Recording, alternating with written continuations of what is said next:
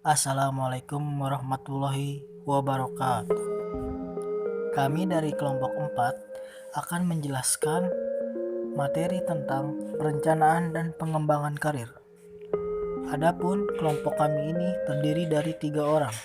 Yang pertama ada Aprilianto Triwidodo. Yang kedua ada Akila Fatia Kamila. Dan yang terakhir ada Rafiq Iksan Al-Wafi. Dalam melakukan perencanaan karir, kita harus mempunyai skill-skill sebagai berikut, yaitu menyesuaikan kemampuan pegawai, menyiapkan penempatan internasional, meningkatkan suplai internal pegawai, memampukan pegawai untuk bekerja sama, mengurangi perputaran kerja, menyalurkan pegawai yang berpotensi, mengurangi penumpukan pegawai, memuaskan kebutuhan pegawai, mendorong untuk meningkatkan kemampuan, dan mengurangi atau menghilangkan terjadinya diskriminasi. Ruang lingkup perencanaan karir. Perencanaan jenjang jabatan atau pangkat karyawan. Terdapat piramida kepangkatan yang serasi sesuai dengan prinsip tentang kendali dalam suatu organisasi atau perusahaan. Karena semakin tinggi pangkat, semakin terbatas pula jumlah personil yang menduduki kepangkatan tersebut. Perencanaan jenjang jabatan atau pangkat karyawan hanya perlu memperhatikan faktor-faktor, diantaranya sifat tugas, beban tugas, dan tanggung jawab yang dipikul pejabat yang bersangkutan. Yang kedua, perencanaan tujuan-tujuan organisasi atau perusahaan. Tujuan-tujuan organisasi mulai dari tingkat teratas sampai dengan eselon-eselon di bawahnya akan menentukan jalur karir anggota organisasi bersangkutan. Disinilah kemampuan intelektual maupun kepribadian kepemimpinan akan diuji untuk dapat meniti karir tersebut. Langkah-langkah perencanaan karir. Yang pertama, menilai diri sendiri. Hal utama dalam memulai perencanaan karir adalah bertanya atau memahami diri sendiri. Yang kedua, menyiapkan rencana-rencana. Rencana tersebut mungkin dibuat dari berbagai macam desain kegiatan untuk mencapai tujuan karir. Yang ketiga, menetapkan tujuan karir setelah orang dapat menilai kekuatan, kelemahan, dan setelah mendapat pengetahuan tentang arah dari kesempatan kerja, maka tujuan karir dapat diidentifikasi dan kemudian dibentuk. Dan yang terakhir, melaksanakan rencana-rencana untuk mengimplementasikan satu rencana. Kebanyakan diperlukan iklim organisasi yang mendukung.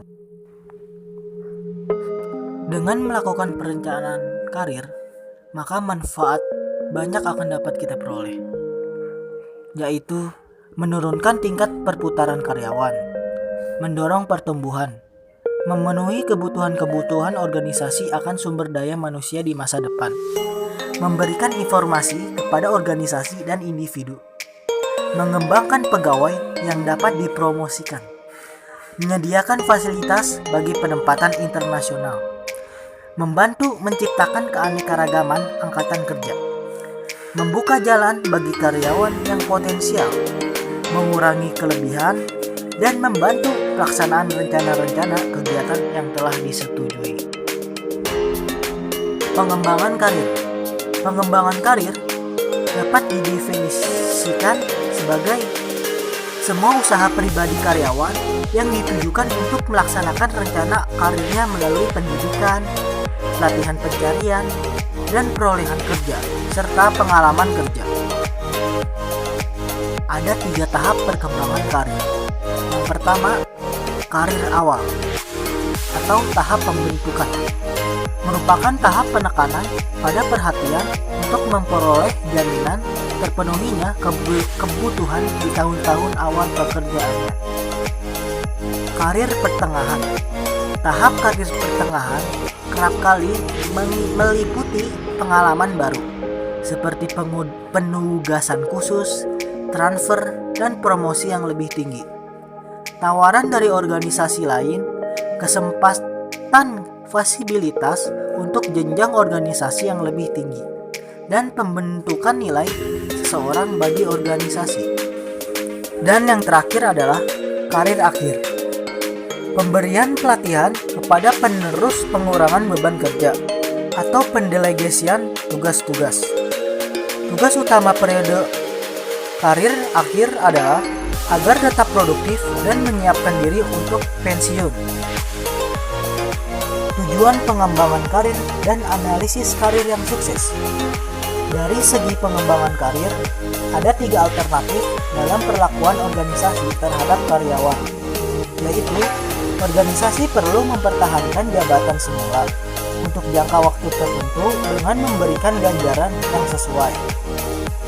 Yang kedua, organisasi perlu memudahkan bekerja pada jabatan lain secara horizontal yang lebih relevan dengan peningkatan dan perbaikan pengetahuan, keterampilan, dan sikap yang dialami pekerja.